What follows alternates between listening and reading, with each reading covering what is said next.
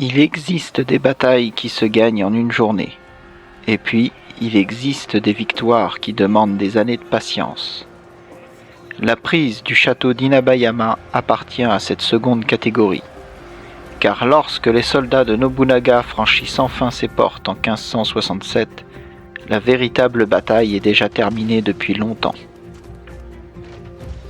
Accroché au sommet du mont Kinka, le château d'Inabayama domine toute la province de Mino. Ses murailles suivent les pentes abruptes de la montagne. Les falaises qui l'entourent rendent toute approche extrêmement difficile, et depuis ces hauteurs, les sentinelles observent les plaines, les vallées et les principales routes qui relient l'est du Japon à Kyoto. Pour les guerriers de l'époque, Inabayama n'est pas simplement un château, c'est une forteresse que beaucoup considèrent comme imprenable. Et pourtant, un homme est persuadé qu'elle peut tomber. Cet homme, c'est Nobunaga Oda.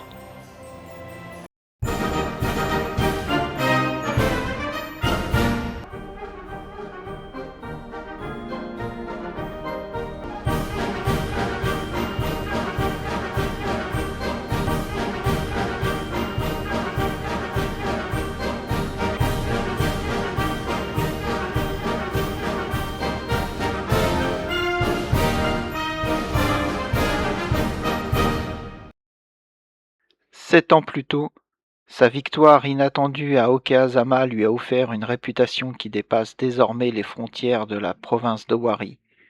Mais malgré cet exploit, il reste encore un seigneur régional parmi d'autres. Son véritable objectif ne se trouve pas dans les plaines d'Owari. Il regarde vers l'ouest, vers Kyoto. À cette époque, contrôler Kyoto ne signifie pas seulement occuper une ville, c'est exercer une influence sur le gouvernement, sur le shogun et sur l'ensemble des grands seigneurs du Japon. Pour quiconque ambitionne de remodeler le pays, la capitale est une étape incontournable. Mais entre Nobunaga et Kyoto se dresse un obstacle, la province de Mino. Sur une carte, la situation est évidente. Owari se trouve au sud, Kyoto à l'ouest. Entre les deux, Mino contrôle les principaux axes de circulation. Tant que cette province appartient au clan Saito, aucune avancée durable vers la capitale n'est réellement possible. Pour Nobunaga, conquérir Mino n'est donc pas une victoire parmi d'autres. C'est la clé qui ouvre la route vers le cœur du Japon. Et cette clé porte un nom, Inabayama. Pourtant, derrière les murailles impressionnantes du château, quelque chose s'est déjà fissuré. Le maître des lieux est Saito Tatsuoki, petit-fils du célèbre Saito Dozan, le redoutable serpent de Mino. Il a hérité d'un domaine puissant, mais aussi d'un héritage difficile à porter. Là où son grand-père inspirait la crainte et le respect, Tatsuoki accumule les critiques. Plusieurs de ses vassaux doutent ouvertement de ses capacités. Les rivalités entre familles se multiplient, les décisions sont contestées, et certains commencent déjà à envisager un autre avenir pour la province. Nobunaga comprend immédiatement que la véritable faiblesse d'Inabayama ne se trouve pas dans ses murailles. Elle se trouve parmi les hommes chargés de les défendre. Alors, au lieu de lancer un assaut frontal qui coûterait des milliers de vies, il choisit une autre voie. Une guerre plus lente, plus silencieuse, mais peut-être encore plus redoutable. Peu à peu, ses troupes avancent autour de la province. Les villages situés sur les principales routes passent alors sous son contrôle. Les convois qui ravitaillent le château doivent emprunter des chemins toujours plus dangereux. Certains disparaissent sans laisser de traces. D'autres rebroussent chemin avant même d'avoir atteint la montagne. Au fil des semaines, les habitants des campagnes voient les bannières des Oda apparaître de plus en plus souvent. Le territoire des Saito rétrécit. Celui de Nobunaga s'étend. À l'intérieur du château, les conséquences ne tardent pas à se faire sentir. Les nouvelles arrivent de plus en plus difficilement, les réserves commencent à être rationnées, et surtout, une question revient sans cesse dans les discussions des officiers. Qui viendra encore nous secourir? Pendant ce temps, Nobunaga mène une autre bataille, une bataille invisible. Des messagers circulent discrètement dans la province. Des négociations s'engagent avec plusieurs familles du clan Saito. Certains reçoivent des promesses de terre, d'autres simplement l'assurance que leur avenir sera plus sûr aux côtés des Oda. Peu à peu, le doute s'installe. Chaque fois qu'un vassal hésite, ce n'est pas seulement un homme que Tatsuoki risque de perdre, c'est une partie de son autorité. Et dans une guerre féodale, l'autorité est parfois plus fragile qu'une muraille de pierre.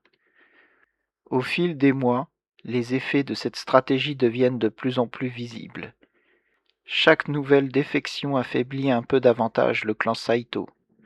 Chaque alliance conclue par Nobunaga réduit les possibilités de résistance. Peu à peu, les hommes de Tatsuoki comprennent que leur seigneur perd le contrôle de sa propre province. Pour les soldats postés sur les remparts d'Inabayama, la guerre ne ressemble plus à une succession de batailles. Elle prend la forme d'une lente attente. Chaque semaine, de nouvelles rumeurs circulent. Un village aurait prêté serment au Oda. Un ancien allié aurait changé de camp. Un convoi de ravitaillement ne serait jamais arrivé. Personne ne sait exactement ce qui est vrai, mais chaque histoire nourrit un peu plus le doute.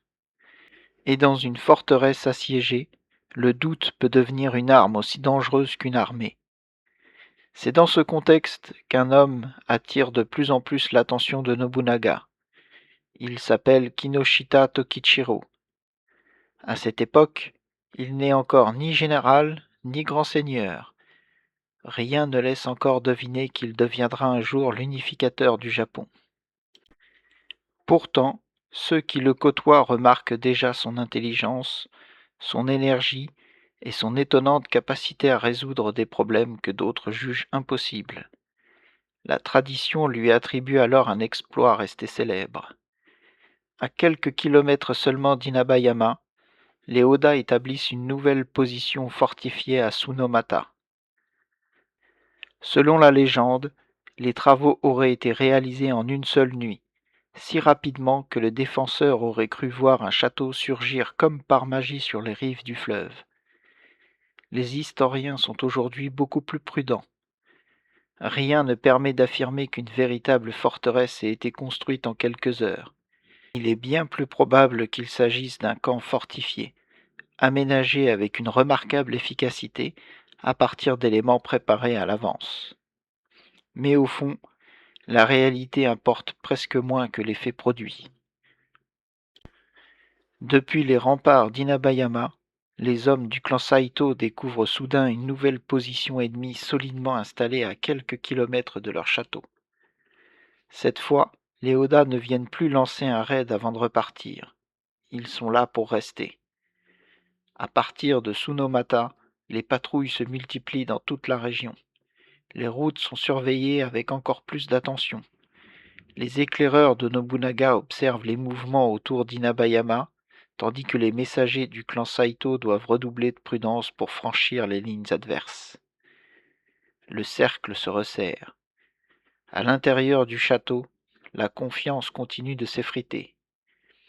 Saito Tatsuoki tente de maintenir l'autorité de son clan, mais chaque mauvaise nouvelle affaiblit un peu plus sa position. Certains de ses officiers continuent de lui promettre leur fidélité. D'autres commencent déjà à penser à l'après, car tous savent qu'une guerre ne se gagne pas seulement avec des armes. Elle se gagne aussi avec des hommes prêts à se battre jusqu'au bout. Et cette volonté disparaît peu à peu derrière les murailles. Lorsque Nobunaga estime que le moment est venu, il passe à l'offensive. Une célèbre tradition attribue à Kinoshita Tokishiro, le futur Hideyoshi, un exploit resté légendaire. Profitant d'un sentier peu surveillé, il aurait conduit un petit groupe d'hommes jusqu'au sommet du mont Kinka, où il aurait surpris les défenseurs avant d'ouvrir la voie aux troupes de Nobunaga. Les historiens modernes restent prudents sur ce récit, qui apparaît surtout dans les chroniques rédigées plusieurs décennies plus tard.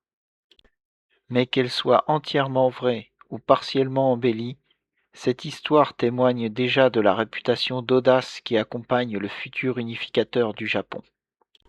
Les circonstances exactes de la prise du château restent discutées par les historiens. Les chroniques ne s'accordent pas toujours sur le déroulement des derniers combats, et plusieurs récits ont été embellis au fil des siècles. Une chose, en revanche, ne fait guère de doute.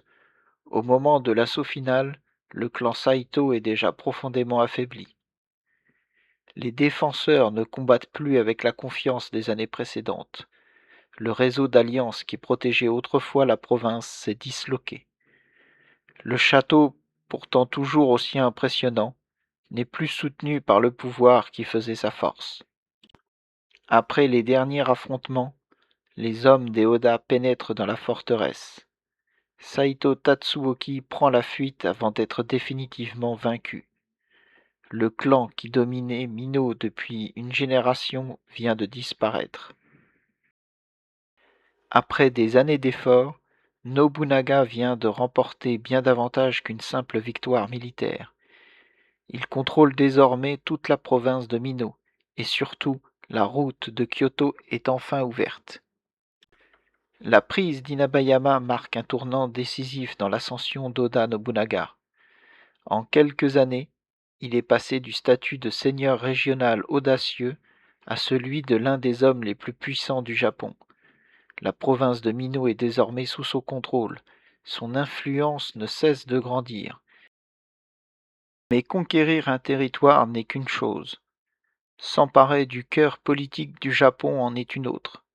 Car Kyoto et le pouvoir est plus fragile que jamais. Le shogunat Ashikaga est en pleine crise. Les grands clans s'affrontent pour exercer leur influence sur la capitale, et un homme erre de province en province à la recherche d'un allié capable de le ramener sur son trône. Cet homme s'appelle Ashikaga Yoshiaki. En choisissant de faire appel à Nobunaga, il pense trouver un protecteur. Il est loin d'imaginer qu'il vient peut-être d'ouvrir les portes de Kyoto à celui qui bouleversera définitivement l'histoire du Japon.